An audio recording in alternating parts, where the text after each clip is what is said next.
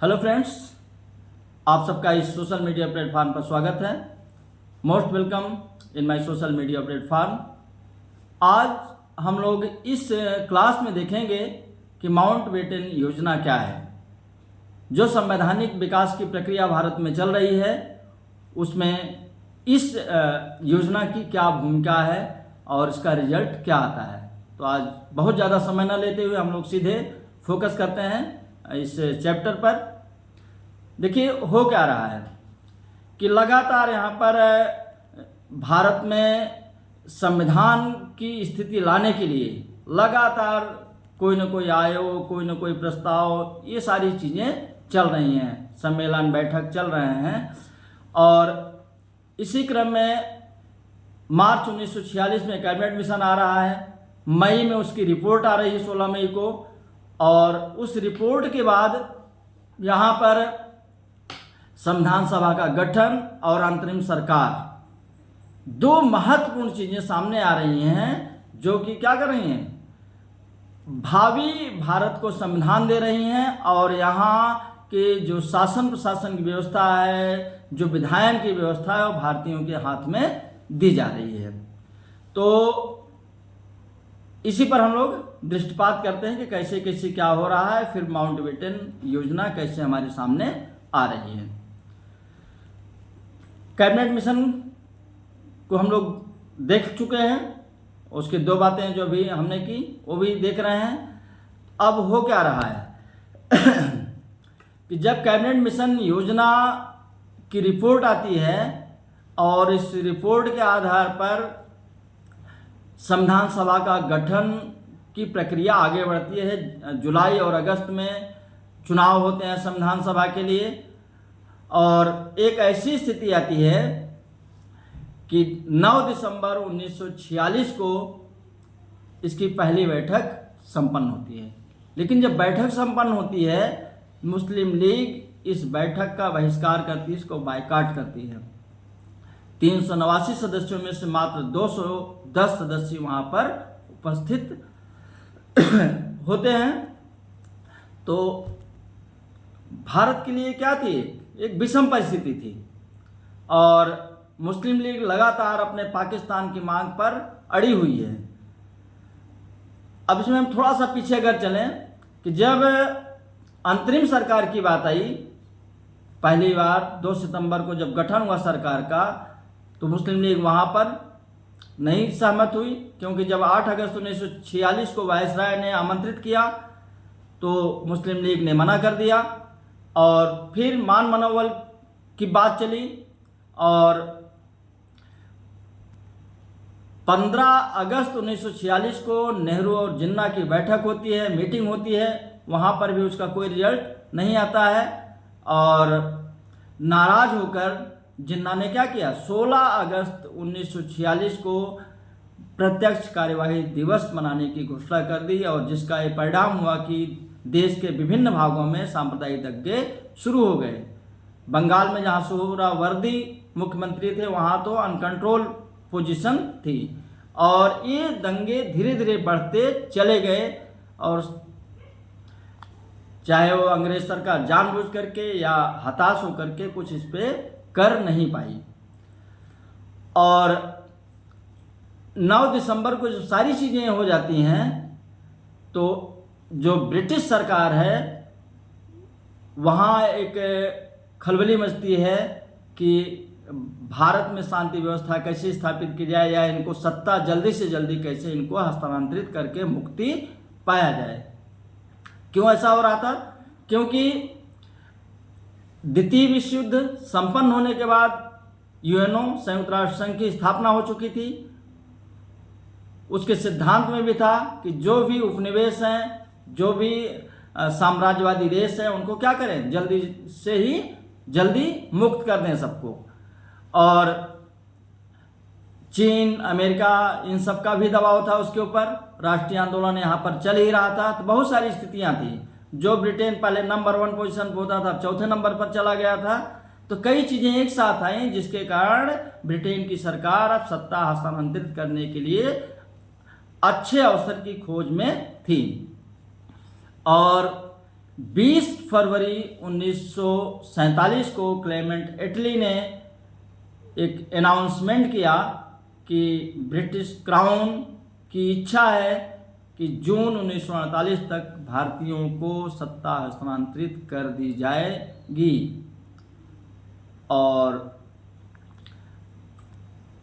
इसके तुरंत बाद क्या होता है? इसके तुरंत बाद जो लॉर्ड वावेल हैं, वायसराय हैं, उनको वापस बुला लिया जाता है और उनके स्थान पर लॉर्ड माउंटबेटन को यहाँ का वायसराय बनाया जाता है, जो 24 मार्च 1947 को भारत पहुँच करके अपना कार्यभार ग्रहण करते हैं। ये ऐसे वायसराय थे जिनको बहुत ज़्यादा शक्तियाँ दे करके भेजा दिया गया था और रिजल्ट देने की बात थी या रिजल्ट देने की शर्त थी कि आपको सत्ता हस्तांतरित करने के लिए सारे प्लान करके आने हैं और सत्ता हस्तांतरित करके ही वापस आपको आना है। और दूसरी चीज़ और थी कि जो कैबिनेट मिशन की रिपोर्ट थी उसके आधार पर भी आपको काम करना है। वहाँ की जनता से क्या करना है? कम्युनिकेशन स्थापित करना है और कोऑपरेट करना है एक दूसरे को और सत्ता हस्तांतरित कर देना है। इतना सब कुछ था। और जैसे ही वो आते हैं यहाँ पर, तुरंत तो कांग्रेस, लीग, सिख नेता सबसे मुलाकात शुरू हो जाती है।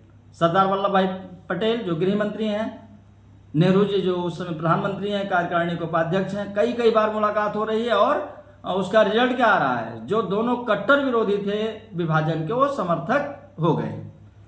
गांधी जी की जो मुलाकात होती है वो 31 मार्च 1947 को पहली बार माउंटबेटन से हो रही है और बहुत व्यथित मन से वो मुलाकात करके वापस आते हैं। विभाजन को लेकर के बहुत परेशान हैं कि उनके चाहने के बावजूद भी विभाजन अवश्य निश्चित रूप से होने वाला है। मौलाना आज़ाद वो अंतिम समय तक तैयार नहीं थे इसके लिए। अब 24 मार्च से लेकर के अप्रैल तक लगातार वार्ताओं का क्रम जारी है। नेताओं से एक दूसरे से मुलाकात हो रही है। इसी बीच 6 अप्रैल को जिन्ना की भी मुलाकात माउंटबेटन से होती है। माउंटबेटन से होने के बाद जिन्ना भी क्या है, असंतुष्ट नज़र आ रहे हैं वो, क्योंकि उनका एक ही केवल पॉइंट है कि हमको पाकिस्तान चाहिए और जो जो चीज़ें उन्होंने दिखाई थी वो उसके लिए एकदम प्रयासरत थे। अब इसी बीच आता है 20 अप्रैल। 20 अप्रैल को नेहरू जी का आता है, एक वक्तव्य आता है कि हम मुस्लिम लीग के विभाजन का जो उसका मसला है उसको हल करने के लिए तैयार हैं। हम उसे अलग से पाकिस्तान दे देंगे, लेकिन भारत की जनता,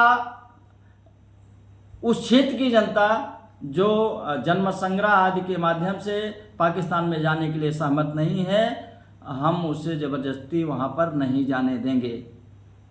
ये बात सामने आते जिन्ना और नाराज़ हो गए। फिर उन्होंने अपना 1940 का जो उनके सम्मेलन का एक पार्ट था कि पाकिस्तान किन किन प्रांतों से मिलकर के बनेगा, पूर्वी पाकिस्तान की स्थिति क्या होगी, बलूचिस्तान की क्या स्थिति होगी, और जो 1000 मील के दायरे का जो एक गलियारे की बात थी उसको लेकर के अड़ गए। और ये सारी चीज़ें लगातार चल रही हैं। जिन्ना से जब मुलाकात हो गई और बाद में नेहरू जी का जो स्टेटमेंट आया, इस बीच देखिए और कौन कौन नेता मिल रहे हैं। कृपलानी साहब मिल रहे हैं, मौलाना आज़ाद मिल रहे हैं, लियाकत अली जो वित्त मंत्री हैं, रक्षा मंत्री बलदेव सिंह हैं, जान मथाई साहब मिल रहे हैं, अब्दुल गफ्फार खान मिल रहे हैं। सभी नेताओं से मुलाकात हो रही है और इन सब नेताओं से मुलाकात के बाद माउंटबेटन ने क्या किया, एक योजना तैयार की कि जो भावी भारत होगा उसकी क्या स्थिति होगी, क्या उसका प्रारूप होगा। बात वही आई कि भारत को जब आज़ादी मिलेगी तो 2 राष्ट्रों में बंट जाएगा, और कौन कौन से क्षेत्र पाकिस्तान में जाएंगे, कौन भारत में रहेंगे, देशी रियासतों की क्या स्थिति होगी, वहाँ पर अंतरिम सरकार की क्या, ये सब कुछ पॉइंट्स है। ये इस पर मैं आगे क्लास में फोकस करूँगा, फिलहाल अभी हम लोग यहाँ फोकस करते हैं। और ये सारी योजना जो थी उसको लेकर के जब बैठक आदि हो गई और स्वीकृति सबकी मिल गई लगभग, और 18 मई को क्या हुआ, बीपी मेनन के साथ लॉर्ड माउंटबेटन लंदन जा रहे हैं। क्यों जा रहे हैं?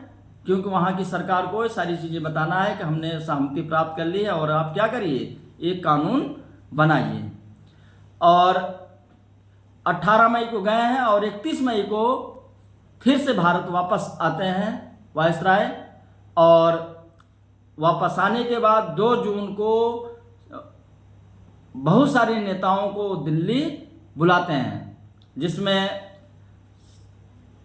नेहरू जी हैं, सरदार पटेल जी हैं, मोहम्मद अली जिन्ना हैं, लियाकत अली हैं, अब्दुल रब निस्तार हैं जो कि संचार मंत्री हैं उस समय, बलदेव सिंह जो कि रक्षा मंत्री हैं।